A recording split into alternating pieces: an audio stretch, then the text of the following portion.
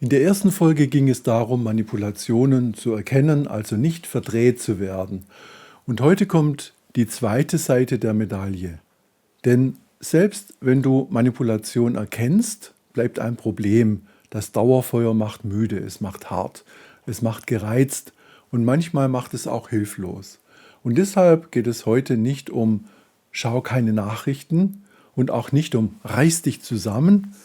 Es geht darum, News zu dosieren, ohne wegzuschauen. Weil viele Menschen heute im Inneren in einem Zustand leben, als würden sie jeden Tag mit einer Sirene aufwachen. Und das ist nicht nur anstrengend, das macht dich auf Dauer auch unklar. Du wirst enger im Denken, du wirst schneller im Urteilen und du verlierst dieses Gefühl von, ich kann mein Leben noch selbst steuern.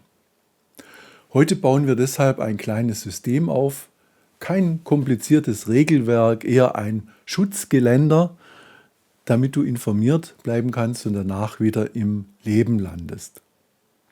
Wenn dir diese Reihe gefällt, würden wir uns über ein Abo oder Daumen nach oben sehr freuen. Damit werden auch unsere Videos bei dir auf der Startseite vorgeschlagen und du hilfst mir dabei sehr. Vielen Dank.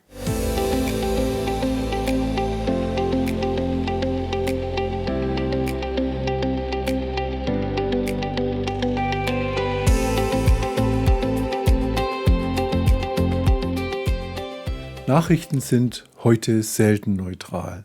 Nicht, weil jemand dich unbedingt fertig machen will, sondern weil das System so funktioniert. Konflikt zieht Aufmerksamkeit, Drama zieht Aufmerksamkeit, Empörung zieht Aufmerksamkeit. Und dein Körper kann nicht gut unterscheiden zwischen ich lese etwas oder ich sehe etwas in einem Video und ich erlebe etwas. Wenn du Bilder siehst, wenn du Schlagzeilen liest, wenn du Kommentare daneben hast, dann reagiert dein Nervensystem manchmal so, als wäre es mitten im Geschehen. Und das ist der Moment, wo du in den Alarm rutschst. Das ist dann nicht nur im Kopf, das ist im ganzen Körper. Und wenn das jeden Tag passiert, dann läuft dein System irgendwann auf Reserve. Ich möchte, dass du ein Frühwarnsystem bekommst. Wenn du kippst, merkst du das meistens an 3 Stellen. Erstens am Körper. Vielleicht wird dein Atem flacher, dein Kiefer wird fest, deine Schultern ziehen hoch. Oder du spürst im Bauch dieses enge Gefühl, als würde da etwas drücken. Zweitens im Kopf. Plötzlich wirkt alles eindeutig. Plötzlich gibt es nur noch eine Richtung. Und meistens ist es die Richtung, es wird schlimm. Nicht, weil das sicher ist, sondern weil dein Gehirn im Stress am liebsten den Worst Case rechnet. Und drittens, Verhalten. Du scrollst weiter, obwohl du längst weißt, das tut mir gerade gar nicht gut. Du suchst nicht mehr nach Information, du suchst einen Moment von Kontrolle und der kommt nicht. Wenn du einen Satz behalten willst, dann diesen. Wenn du merkst, du wirst enger statt klarer, dann ist nicht mehr Information die Lösung, sondern eine Grenze. Und diese Grenze bauen wir jetzt.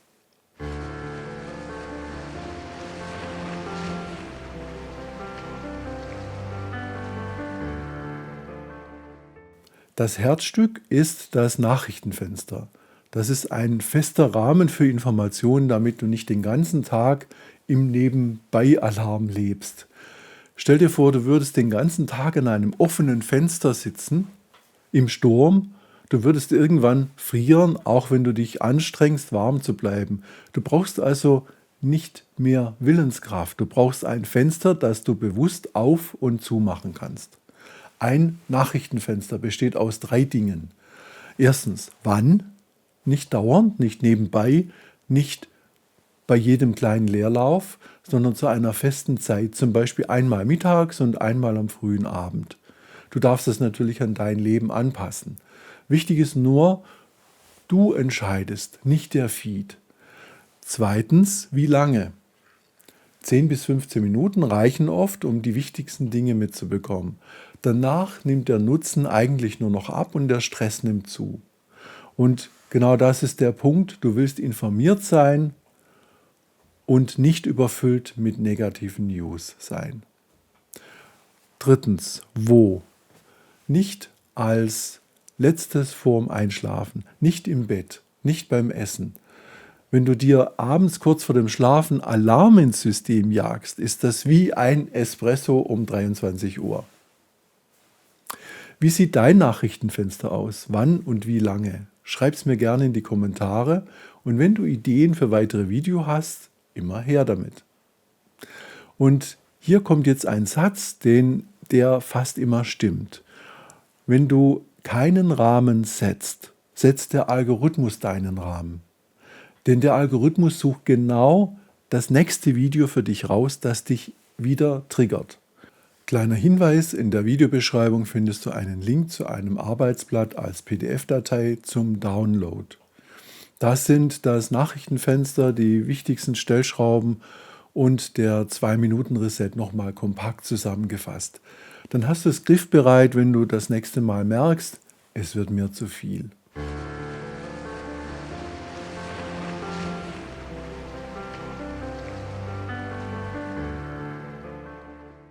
Jetzt kommt die Frage, was schaue ich überhaupt? Ich würde dir eine simple Struktur empfehlen, eine Hauptquelle, die du grundsätzlich okay findest, nicht perfekt, nicht ohne Fehler, aber grundsätzlich seriös.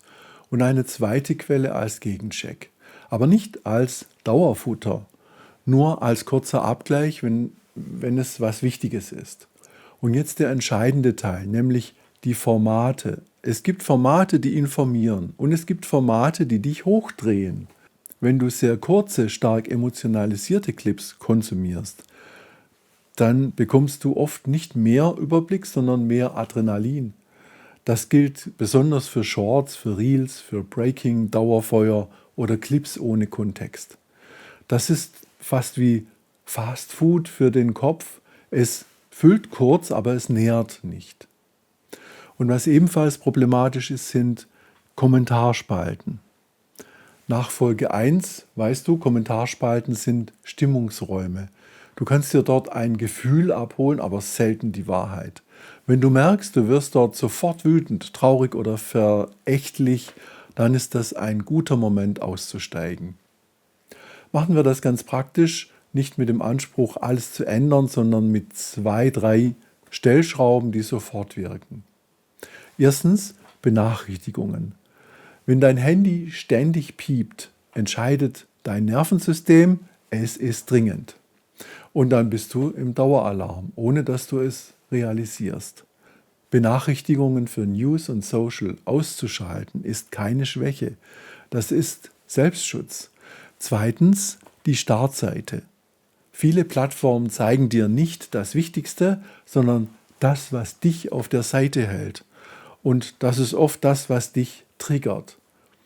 Wenn du kannst, geh mehr über Abos oder feste Seiten und weniger über Startseiten von Plattformen. Drittens, Themen, die dich immer wieder in den Tunnel ziehen. Du musst nicht alles aus deinem Leben löschen, aber du darfst dir erlauben, Dinge stumm zu schalten, notfalls das Abo zu widerrufen oder zu pausieren, wenn du merkst, das zieht mich jedes Mal runter, zieht mir jedes Mal den Boden weg. Ein Satz dazu, den ich mag: Du musst nicht mental stärker werden und große Disziplin zeigen, du darfst aber dein Umfeld klüger einstellen.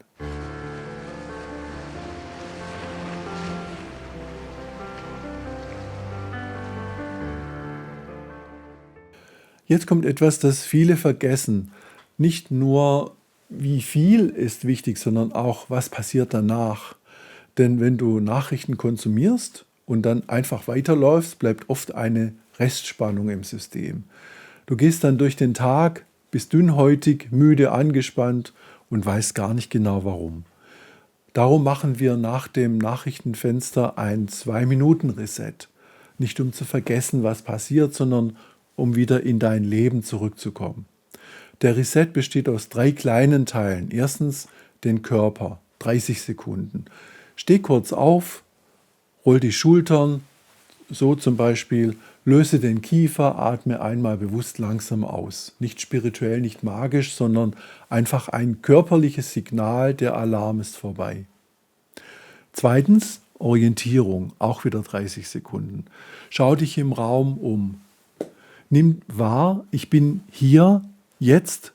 Das hilft deinem Gehirn, aus dem Dort und Dann zurückzukommen. Drittens, Wirksamkeit, 60 Sekunden. Eine Mini-Handlung, die dein System spürt. Ein Glas Wasser holen, kurz lüften, 10 Kniebeugen, 2 Minuten Küche aufräumen, eine kurze Nachricht an einen lieben Menschen schicken. Etwas Kleines, das dir sagt, ich bin nicht nur Zuschauer, sondern ich lebe. Und ja, das klingt fast zu einfach, aber genau diese Mini-Wirksamkeit ist das Gegenteil von Ohnmacht. Und dann gibt es Tage, da trifft dich etwas richtig. Eine Meldung, die dich erschreckt oder wütend macht oder traurig. Dann braucht es einen Notfallplan, damit du nicht endlos in Schleifen gerätst und nicht mehr rauskommst. Der Notfallplan besteht aus 4 Schritten. Erstens, parken. Sag dir, ich muss das jetzt nicht bis zum Ende durchscrollen. Du kannst es parken. Du kannst es später nochmal anschauen. Das ist kein Wegschauen, das ist Selbstführung. Zweitens, einmal Gegencheck. Nicht 15 Quellen, sondern einmal sauber gegenprüfen, ob das stimmt und wie es eingeordnet wird. Mehr bringt dir selten mehr Ruhe. Drittens, schreib eine Sorge auf. Nur ein Satz, das macht mir Angst, weil so und so. Denn wenn du es aufschreibst, ist es nicht mehr nur ein Nebel in deinem Kopf. Viertens, eine konkrete Handlung für heute. Nicht die Welt retten, sondern was ist heute mein kleiner Schritt, damit ich nicht in der Ohnmacht festhänge. Das kann sein Schlaf, Bewegung, Kontakt, Ordnung, Arbeit, ein Gespräch. Irgendwas, das dich zurückholt. Und wenn du merkst, du kommst allein nicht raus, dann sprich mit einem Menschen, nicht mit einem Feed. Du bist nicht verpflichtet, dein Nervensystem jeden Tag zu opfern, um informiert zu sein.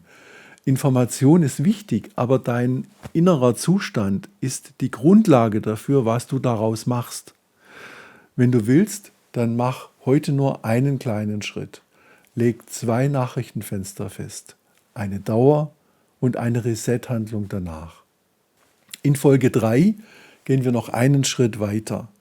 Vorräte anlegen bei Blackout oder Wasserausfall ohne Panik. Nicht, weil wir glauben, dass das alles schlimm wird, sondern weil Ohnmacht kleiner wird, wenn du einen ruhigen 72-Stunden-Plan hast für das, was du realistisch beeinflussen kannst. Wenn du heute nur eine Sache mitnimmst, setz dir 2 Nachrichtenfenster und mach danach den 2-Minuten-Reset. Du wirst merken, du bist informiert, aber du bleibst bei dir. Gute Zeit für dich. Bis bald wieder.